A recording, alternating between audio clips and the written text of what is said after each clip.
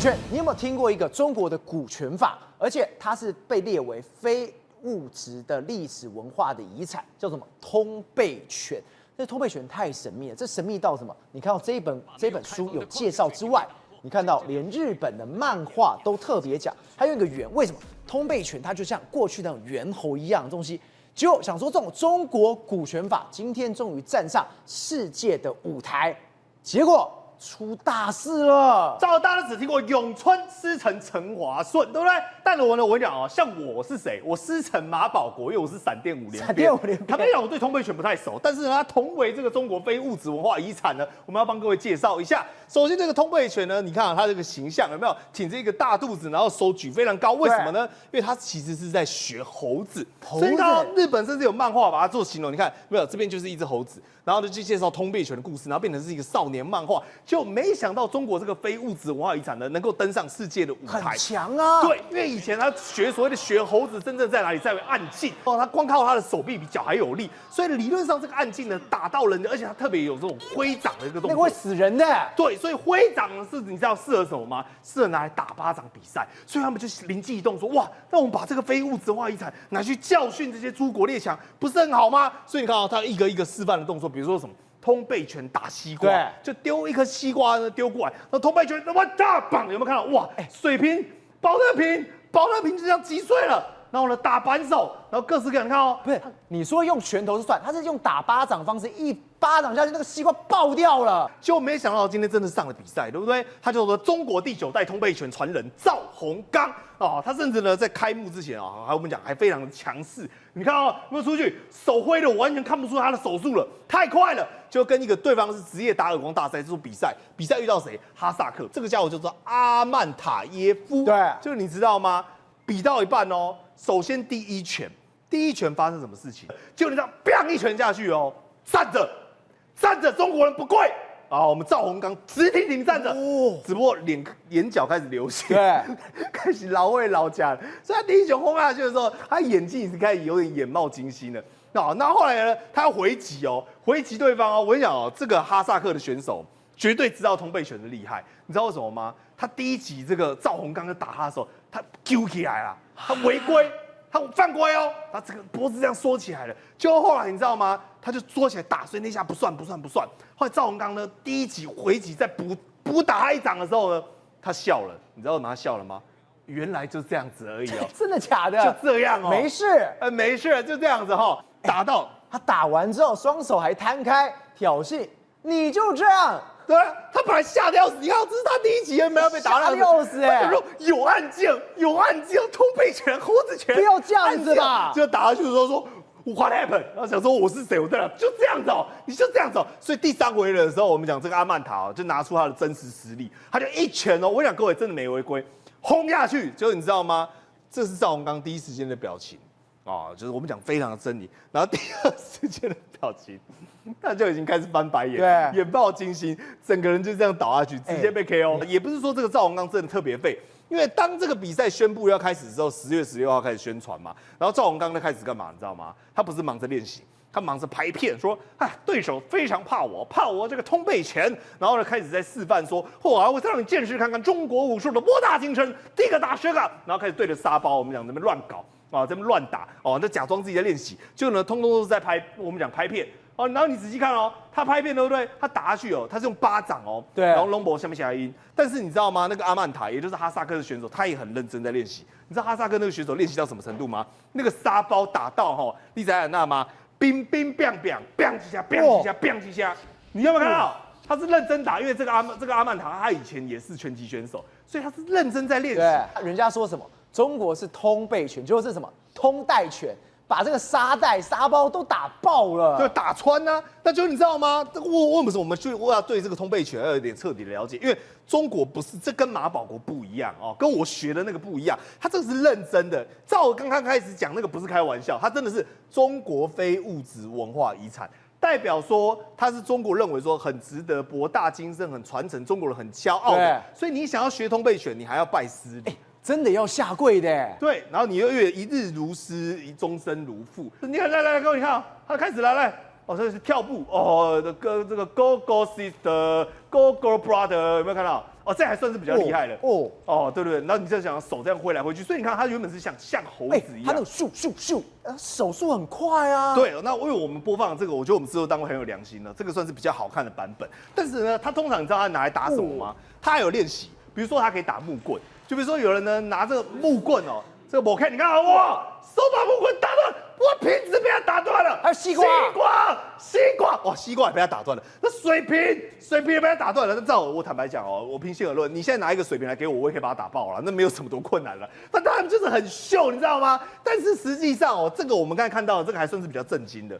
比如说我们之前讲过有这种我们讲假和尚，对，好像叫什么四五姓，还叫什么挖沟的，你知道他说什么？他说我跟你讲啊，我一只手右手打就可以把他打倒，就是这个释永军啊，释永军，然后这样哇，徒手可以是破砖块啊，然后上擂台哦，而且这还不是刚刚讲世界级比赛，他怎么GG了？你要一拳被他踢倒，我想GG还不是重点，重点是你要讲武德啊，就说你GG了，你要站着倒下。好，你看哦，他其实没有被怎么样，就他倒在地上之后，你知道放倒之后他干嘛吗？他就趴在地上装死，死都不起来，甚至是呢，我们讲有人说，哎呀，我跟你讲，我这个武僧防弹武僧有没有看过啊？现在我跟你讲啊，中国官方其实对这些人非常有意见。因为我们之前还没有看过那种隔山打牛，对不对？比如说赵尔来，你先感受一下我闪电五连鞭的，其实有个奥义，你知道吗？就闪电空气鞭，我操！然后他整个人就这样飞出去，我再一次啊，我操！就类似这样的。然后中国官方直接跟你讲说，哎，不行，这些要抓去关，你知道吗？这不是开玩笑了。中国官方体育局说，对于这种自称是大师、自创门派。乱七八糟，入华丢中国脸的不死称号，烂透了，这烂透了。哎，对，我觉得右边那个比较厉害，因为弹跳力感觉可以去打 NBA 哈，罔顾完全不按规则呢，这种乱七八糟的，通通都要抓去关。所以你知道吗？我现在很担心这个通配拳传人哦，叫什么？我们讲赵大师哦，他后面的下场，因为呢，你今天被人家一巴掌打下去之后呢，等于是这巴掌是打在中国，打在习近平脸上。瑞哥，我们看到这些假武术已经很荒谬，为什么要靠直播要来赚钱？大家没有钱啊，就没有想到人民没有钱之外，现在连这种国企也快没有钱。你看到哦，这是广州的地铁进去要扫 QR code 嘛，扫 QR code 嘛，那不就 QR code 要拿出来扫，就一打开，哇不得了了，都是广告，我要扫个鬼啊！那么事实上呢，很多的手机啊，有一些功能是什么功能呢？比如说我手机摇一下、晃两下，然后就出现一些你要的 APP 嘛，出现你要的一些这个画面嘛。那么在这个广州的地铁站呢，这个 APP 呢发生了什么事啊？发生了一个就是说，因为他们不是说现在在中国都是用这个手机吗？对啊，你要购物啦，避一下，然后呢要这个搭车啦，避一下都 OK 的。好，问题来了，如果你手机没一个不小心对吧，它抖了一下，晃了一下，就出现广告了。出现广告也没什么不好，对。但问题是出现广告了以后，你没办法扫 QR code 了，我都不能进站了。你没有办法扫 QR code，我问你，你怎么进站啊？那么我们台湾还可以用什么？又有卡了，有什么东西够进去啊？你没有手机那个广告不关掉，好，那你说我把手机关掉，对不对？关掉以后呢，你再不小心又晃一下，又广告又出来，一直出来。那在尖峰的上下班时间，我问你，你要怎么过那个闸门？塞都塞死了。你要怎么搭那个地铁嘛？好，那你就打电话，解决办法只有一个，就是我赶快打电话到客服中心里面去反映这个现象，影响到我上下班进这个等到地铁站了，那怎么办呢？客服人员实在是非常的理性，为什么？他告诉你说啊，并非所有的人都不喜欢广告，所以呢，那么建议你有这个困扰的广告用户呢，单独的来反映这件事情，对，必要的时候绑定你的门号。至于如何绑定呢？那客服呢，另外帮你安排等等啦。公安派现在就是不处理这个事情啦。但你以为说这个就只有这个所谓的广州地铁站这样吗？没有，天津地铁站一样了，手机来了，然后我要点一下 QR code 就出来，对不对？点一下了以后，广告出来了。广告说我要隐形改善眼袋。我告诉你，广告出来合理嘛？我们看到很多的这个社群网站呢，那么你要看这个相关的画面之前会出现广告，那你就把它略过，对不对？赵尔，你知道略过要多久吧？要3分钟的时间。等一下，3分钟，那我不等啊！我马上要进站了，对不对？我不要等了。为什么呢？我赶快把它弄掉要重点。又出来，又出来广告，又一模一样的广告，又3分钟。你不点的话，你就一直关掉，一直点，一直关掉，一直点。你不如在那边耐心的等那个3分钟的广告完了以后，搞不好出一个 QR code 就出来了。对。那为什么会出现这样的一个事情呢？因为呢，事实上呢，这跟这个中国有关系，就亏损嘛。所以呢，你看啊，你看那个大连啊，各位，如果你发生这种现象会怎样？你在地铁里面啊。没有灯啊！你没有发现灯被关掉？这个也太夸张，对连闸门都坏掉嘞！我告诉你，这才是真正的问题所在。在一个相关的那个入出口啊，那么地铁站的入出口啊，那入出口没什么，一个不小心坏掉，你可以说当掉没有关系嘛。有3个坏掉，有3个不能用，那我问你啊，你就几个闸门而已，有3个坏掉，那我问你的这个进出的人该怎么办？对，他非常的热情，也非常的贴心的提醒你。请及早因应啊，你知道吗？及早因应就这，你早点来，你早点因应啊，早点来，或者是说你可以从别的出口让进出等等啦。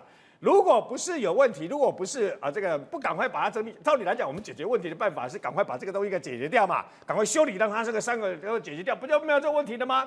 除此之外呢，事实上呢，在深圳呢，到处都是广告。深圳地铁站呢，全部都是广告。哇，好，那广告可以赚钱没关系啊，你进出的一个广告。广告多到什么样的情况？广告多到把那个相关的车站的那一站的全部几乎看不见，贴到后来找不到你那个车站到底在哪里嘛。那么除此之外呢，包括佛山地铁站呢，那么甚至于把一些照明都给关掉。我跟你讲，这个是一个恶性循环。还有一个解决的办法是，我干脆把末班车的时间提早到30分钟。那你就变成末班车，原本末班车的时间，比如说11点半就变成11点啊。那11点到11点半要搭车的人就没得搭，很简单嘛。所以大家就抗议嘛，大家就骂嘛，等等嘛。然后还有就是，那我就把发车的班距时间给拉长啊。本来比如说15分钟、20分钟，我就拉长了以后，我就少出车啊。这个其实都是不对的。那么除此之外其实那为什么会变成这个样子呢？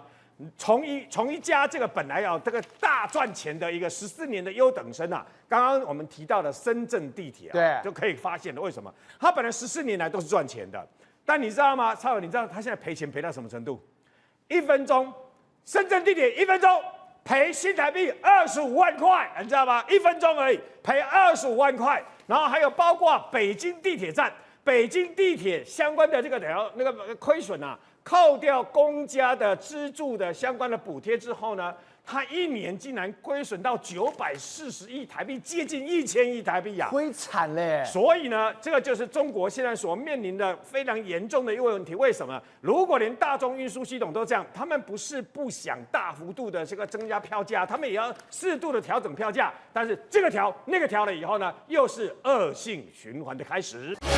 宏观取材，厘清真相，犀利精准，深入剖析，时刻掌握关键新闻时事，不漏接。